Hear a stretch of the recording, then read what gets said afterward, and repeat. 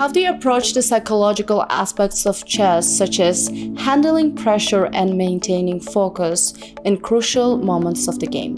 If my opponent's really looking in one side, I'll oh, they're probably thinking more here. If they have too much pressure that they'll start getting nervous, it makes me more confident. I still have to be really careful, but I'll continue pressuring at them until the point that they're very tired and they'll blunder. I make sure that I have enough time for important moments and try to take deep breaths when I'm under a lot of pressure. I try to just focus on playing good moves, and even if you lose, there's always going to be another game, and it's just not focused on the result so much.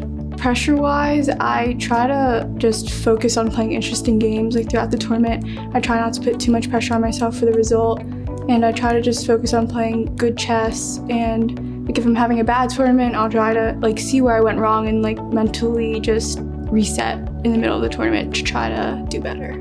I think a lot of it is in confidence. I think even if you're very good, without confidence, it's very hard to keep the focus. It's easy to start with self-doubt and then losing focus from that. So I think just making sure I believe in myself is enough for me. Sometimes during crucial moments, I like to, stay hydrated. I often like to take a bottle of water with me to the round. And yes, I have to try to keep my thoughts focused. I think that's something I have some difficulties with. Sometimes my thoughts like to wander, what I want to eat for dinner or something, and I'm trying to stay focused on the game.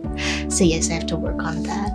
Most of the time, I just breeze through it. I just don't pay too much attention. Just whatever my instincts tell me what to do, I just let it take over.